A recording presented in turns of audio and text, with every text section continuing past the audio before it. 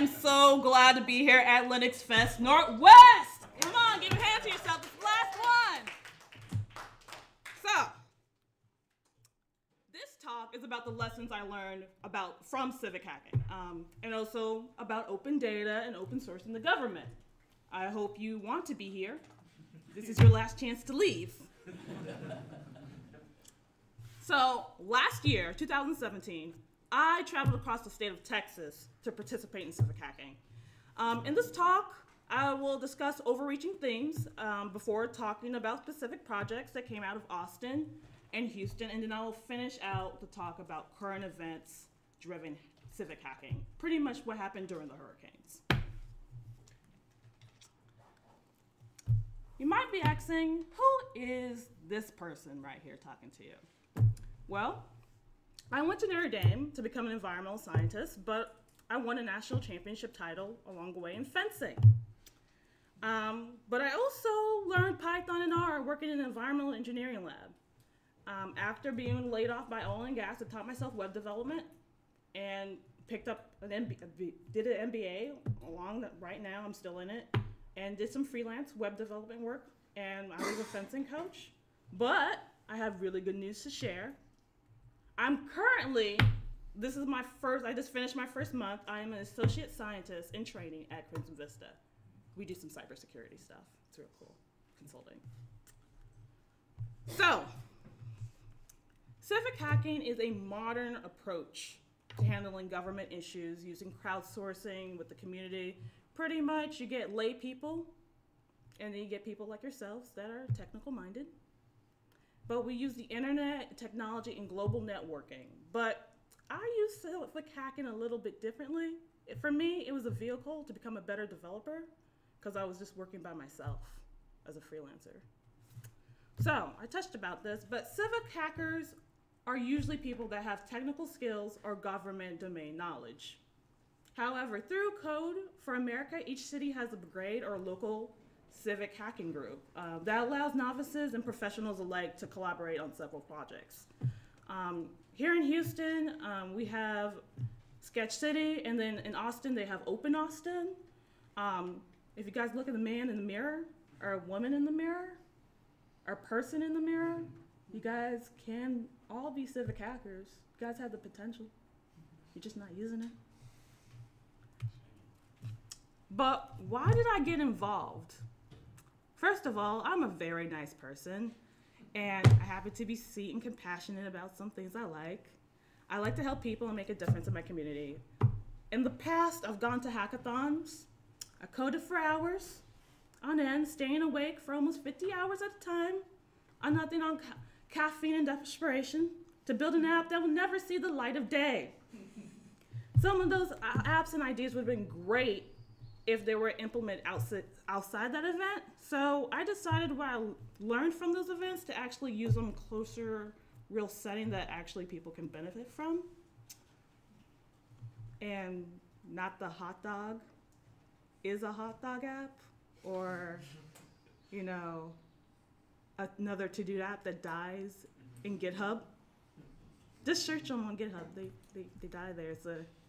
It's like a funeral home. So, I don't have to tell everyone, open data is great. How many of you guys have tried web scraping? How many of you guys enjoyed the process? Yeah, I know some of you have enjoyed the process, but when you're web scraping for government data, APIs are really better. A CSV file is okay. Anything is better than web scraping over a government, information, their database that they don't want you to have, because orange isn't my color. And trying to web scrape some database that I shouldn't really have access on is not really worth going to jail over.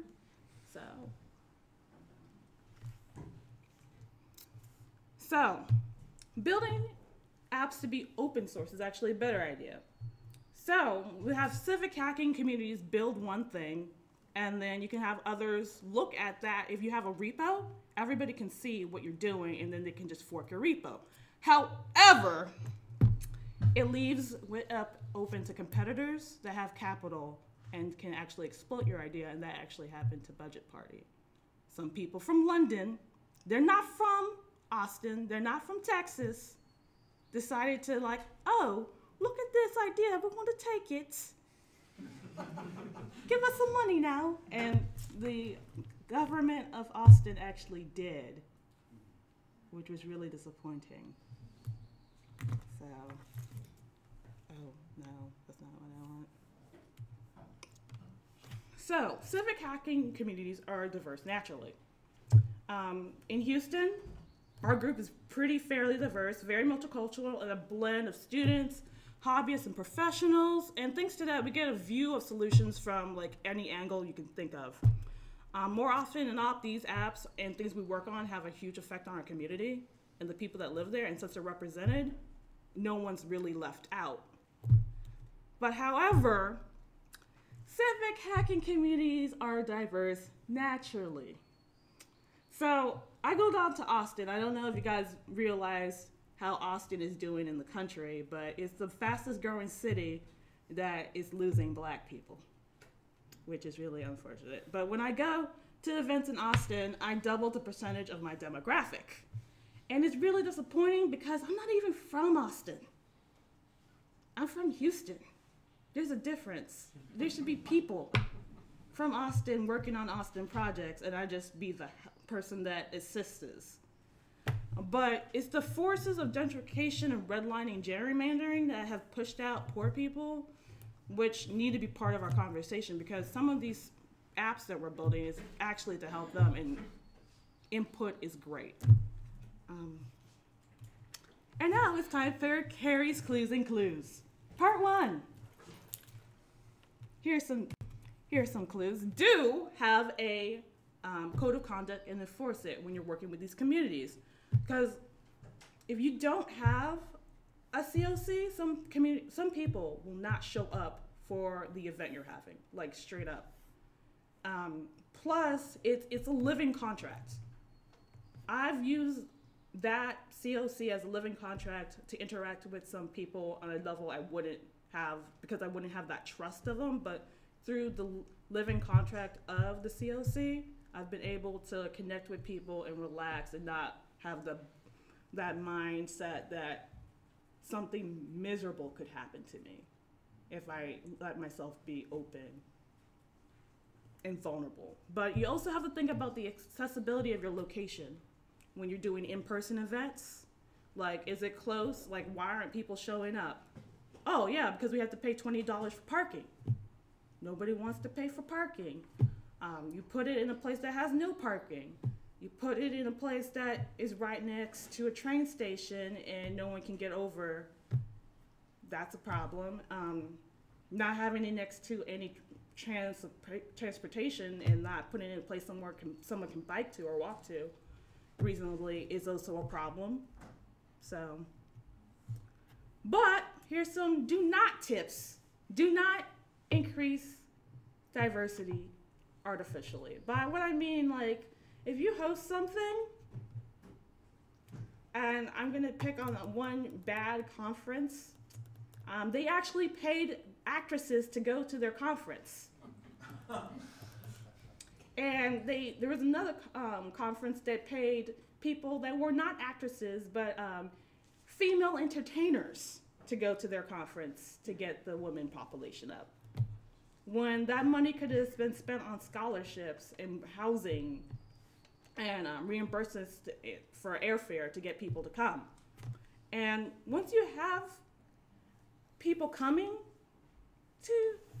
that are not part of your normal demographic, don't devalue their experiences. Everyone's experience is different and should be valued for what it is. Point blank.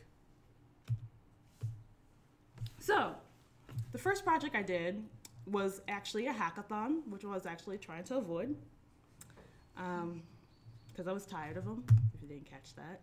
I went to the Austin Hack for Change.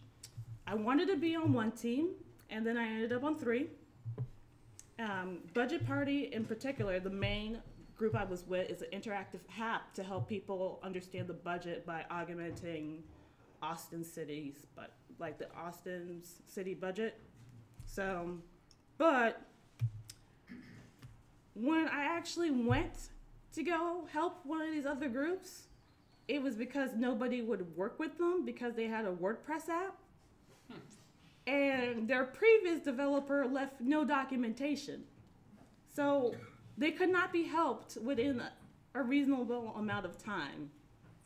They would need a whole month to get their stuff worked on, and I told them that, and then I parted my ways.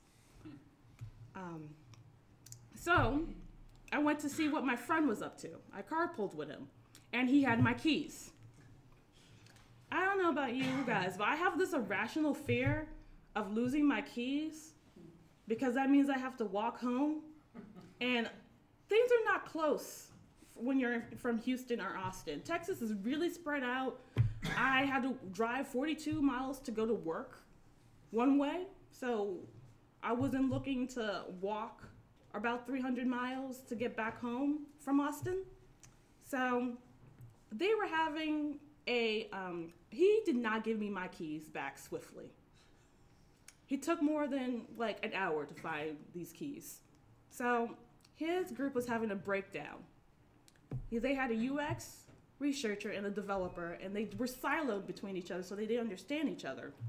So I found out I could communicate to them, and I was able to do a really quick wireframe. I just doodled, hey, this is what your app should look like. This is what he wants. This is what he wants. Go. And did that quickly, and then I decided, hey, this is your plan, because they were still confused. So let me just write down everything step by step. And I gave that to them, and that was the sitemap.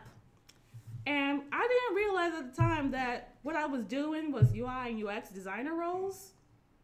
It was just common sense to plan out your website before you build it. Some people don't do this, and you can tell online.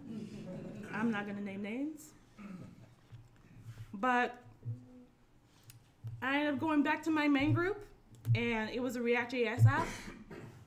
I didn't really know React, but when I started, I knew JS, but when I started breaking down some of these bugs, it built my confidence, and then I was smashing one app.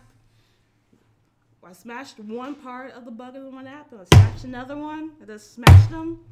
And it was really fulfilling because usually when I smash bugs, they're living like cockroaches, and people are screaming, and I just smash it, and we're done. But when there's regular online bugs, there is some screaming. There's one person screaming. It's usually either the developer that wrote the bug or the manager that's in charge of getting it back online.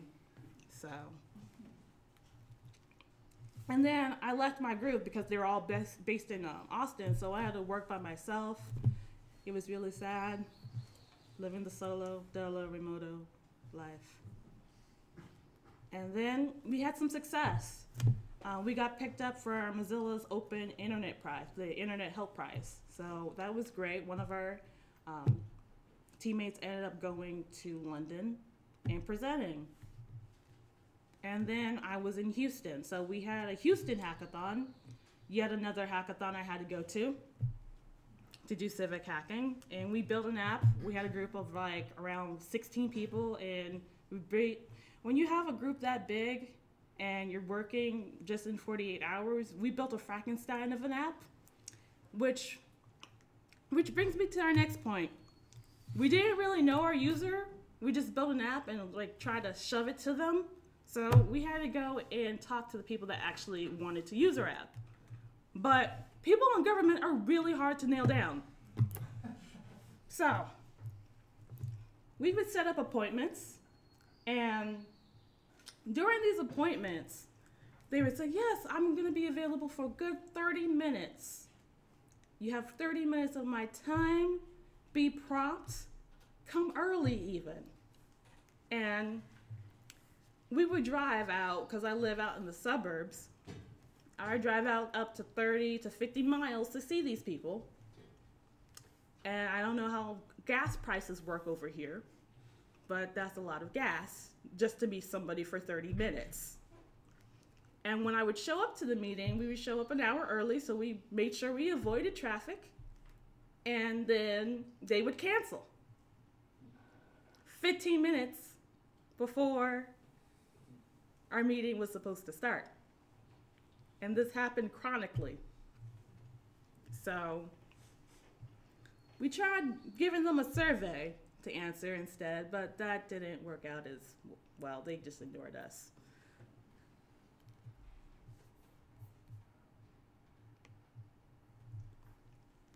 So I was talked about gas.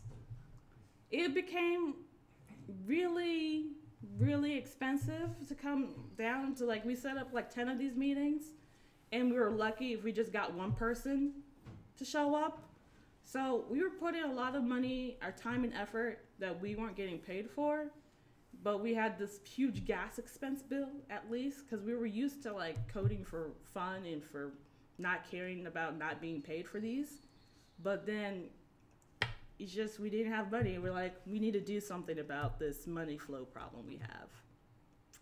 So we decided to sign grant money. So first of all, grant money is a really hard process because you have to write, and we're developers, not writers. And it's hard for us to write documentation. And it's worse for us to write for grant money. And we really needed the money, so we had to find the pot of money, which was a search, which was a really hard search to do. And then several other people are applying for this money, so we might not even get it. So that was a whole nother process, and it takes on months on end to actually get it. You might get it, you might apply this year, get it in a year and a half, if you're lucky. But it came down that we had a lot of enthusiasm, but we couldn't move things forward because they didn't want to move. Like, what good is to build an app when your main user doesn't want to put input, and if you don't have input from your main user, they're not going to use an app. You're just going to look at this and be like, this doesn't have any of the features I wanted. Delete. And housing, like insurance, is a hard thing to try to improve. But that was fine, because around this time when we were trying to give up, Hurricane Harvey came. And for you guys that don't know, I'm from Houston, if I didn't mention it around. So we had a Slack channel just for our Civic Hacking group, and it ballooned to 700 active users, like overnight. We had to ask Slack to actually give us their expense tier, like they have different expense tiers. We had to ask them to give us the expensive tier for free because all our messages were disappearing. So we ended up building around 20 apps. Some of those apps were like, we had the mucking apps, which was pretty much to get people to go and muck out your house after all the water was in. You had to take all the flooring and the carpet out, and you needed assistance for that, and some people just didn't know how to do it. We had Harvey Neves, which was a big site where we had pretty much what the shelters needed and where you could actually go and donate. We had a shelter map was one of them, but we had several apps that were created over a short period of time. So I don't know about you guys, but I lived in a damned area. Like, there was actually the hurricane that happened, and then we had the dam, like, crisis right afterwards. So I lived by a dam all my life. Did not know I lived by a dam all my life until this happened.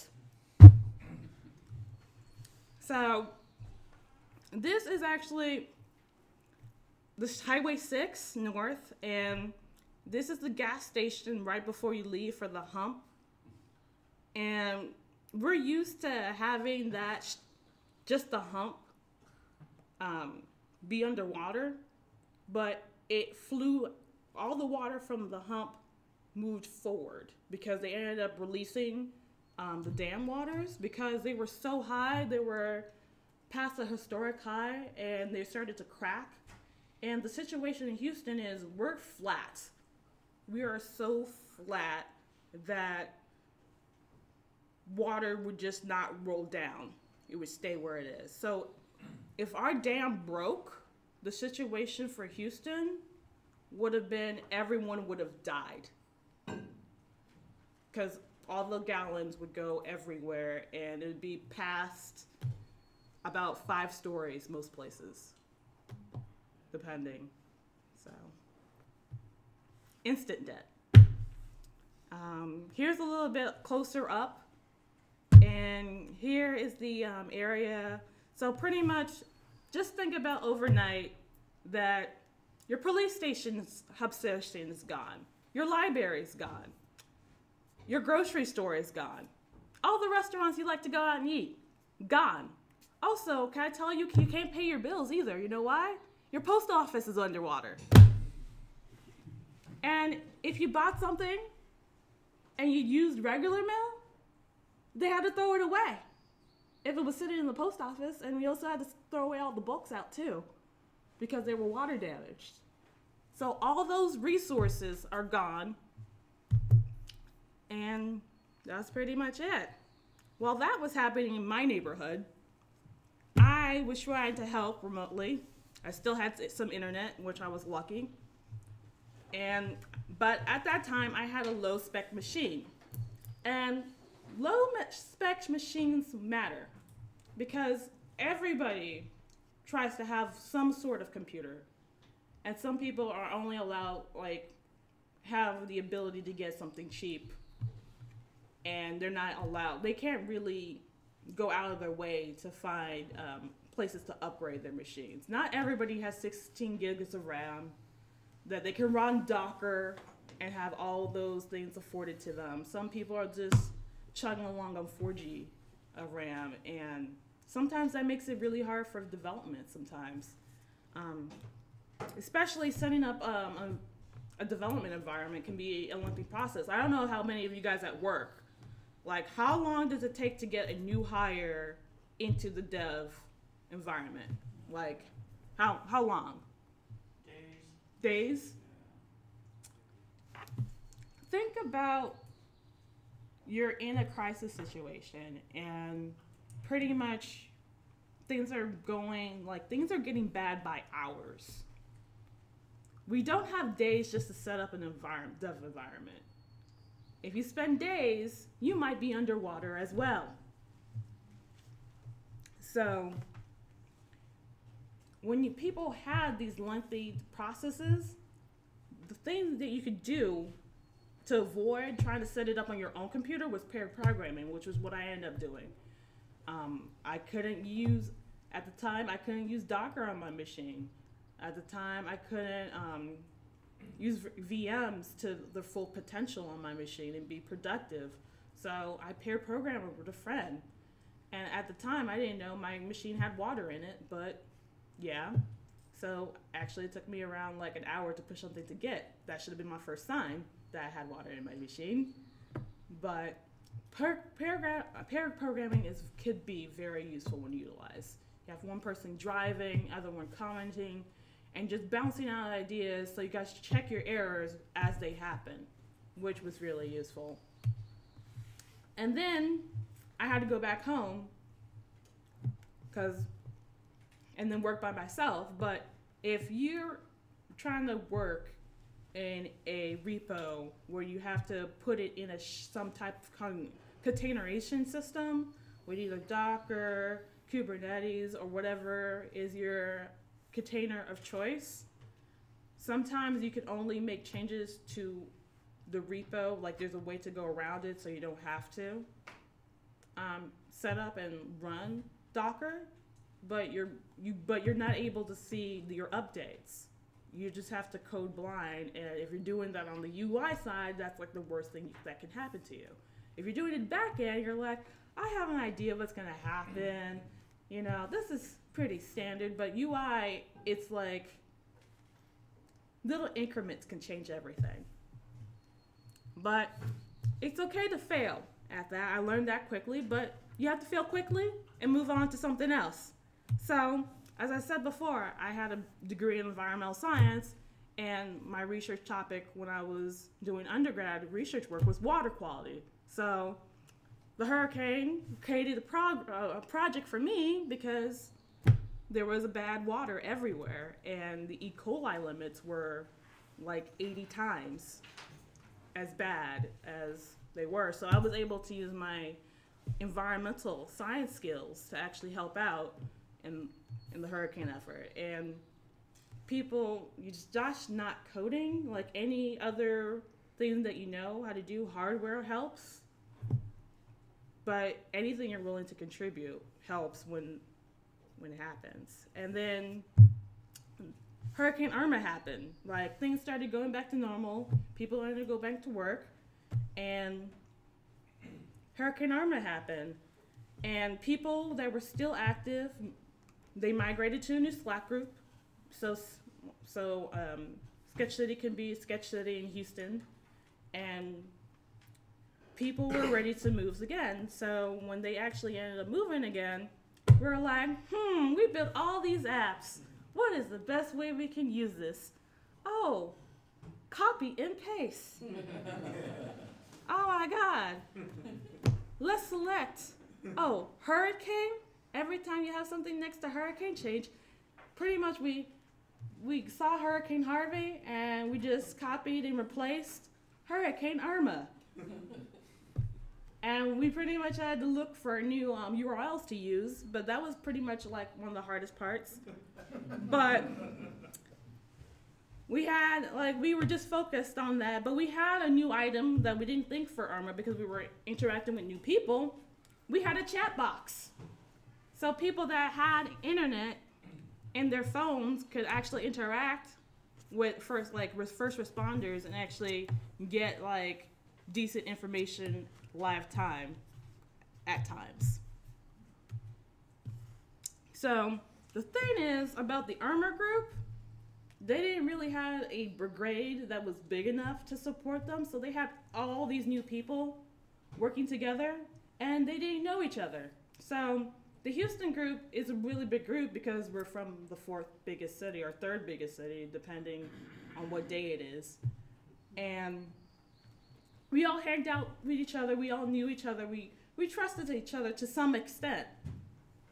But people, since we weren't building the apps from scratch, we had time to just look at the data and source and just look at and groom and massage the data. And we're like, where did this data come from? Why are we using it? And people were looking at data at different angles, but they didn't know each other, so they didn't know, like, hey, this person is legit. We could trust the data that he used. Or she's actually a data scientist and does this for her life. Like, this is how she works and gets a living. Why are you judging her, her source of what she did with the data?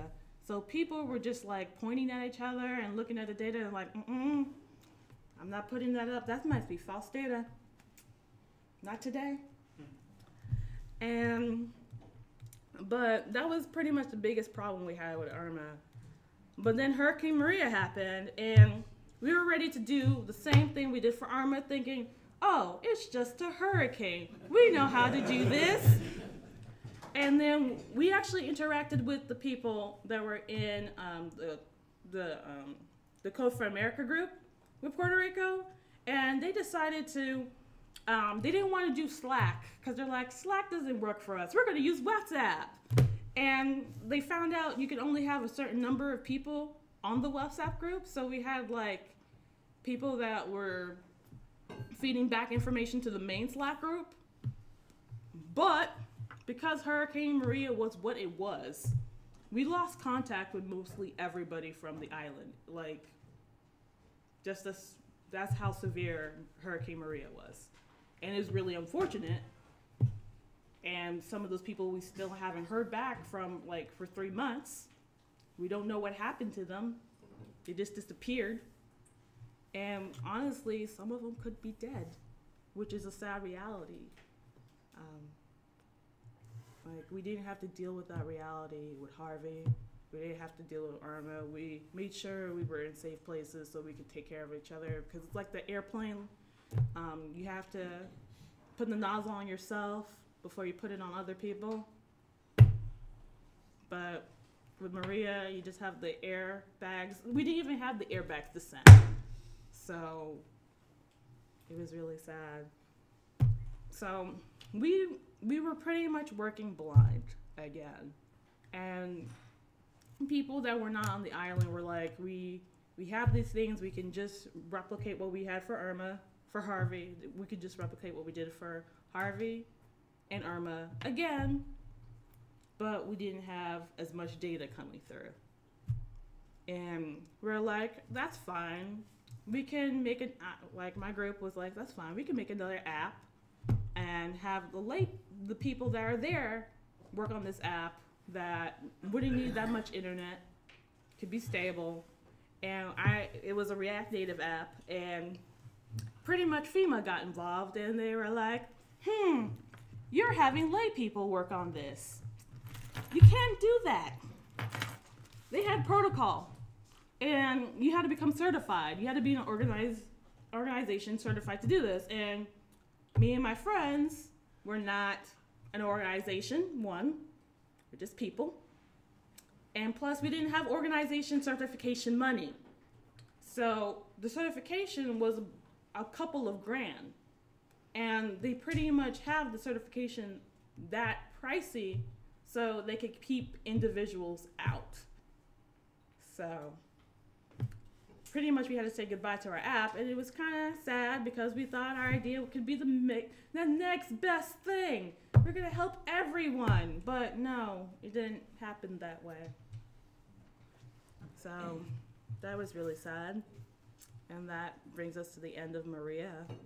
But I have the second part of Carrie's Clues and Clues, part 2.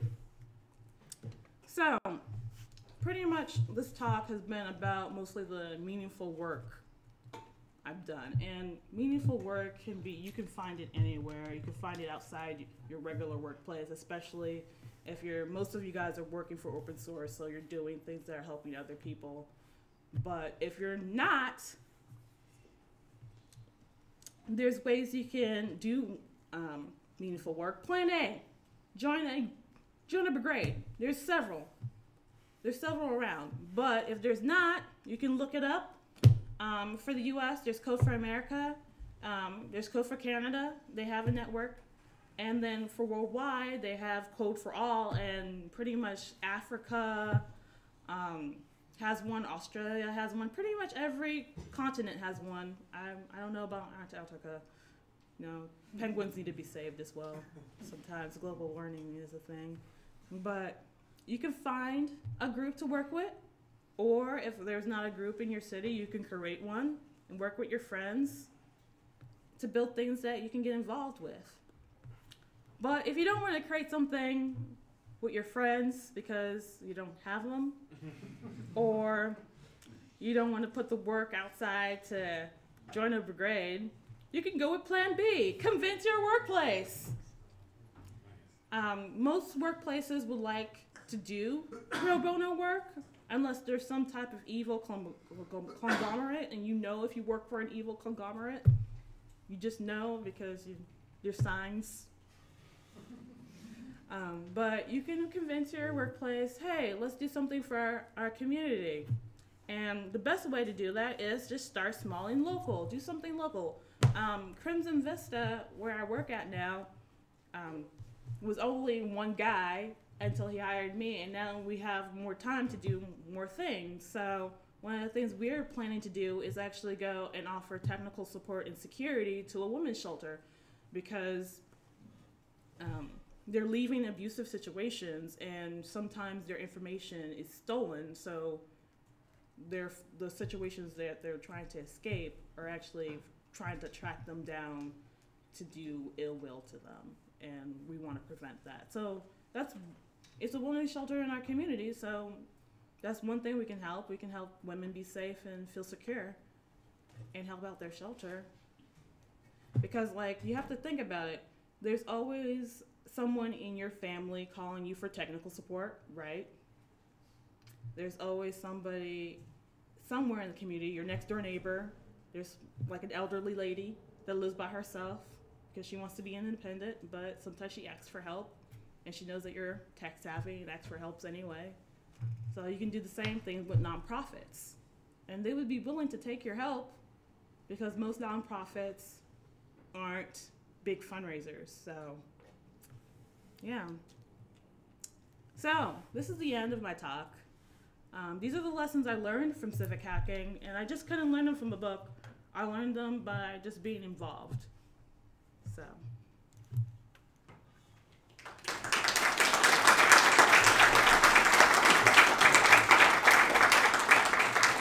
Thanks. So, I think we have some time left over for questions if you guys have them. Yeah, what kind of roles did you find you needed to fill other than coding? We needed people, first of all, we needed people actually that were versed in that, whatever policy it is that we're going after. So sometimes we need educators. We need people that are like professionals, like scientists, or sometimes just people that have lived the experience of what we're trying to improve and have dealt with it. And the crackdown, is it still okay? The crackdown, is it okay? The crackdown is, we released enough water. So pretty much what happened was we got pretty much several homes destroyed, and there's like a case, a class action lawsuit against that because so many people lost their homes. So the dam is okay. The pressure was released, but a lot of people lost their homes entirely. So, yes. So with the way you were told by FEMA that you weren't an organization like this,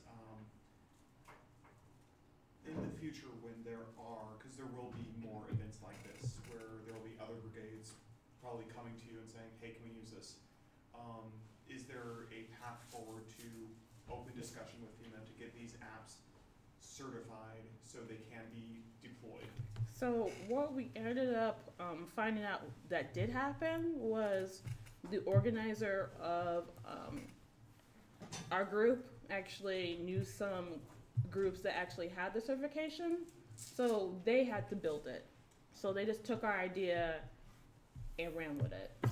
That's what happened. So pretty much we have to find the organizations that have the certifications already, because they're not going to, some organizations aren't going to go out of their way to actually get that certification, and be friends with them enough that we can work together to build things.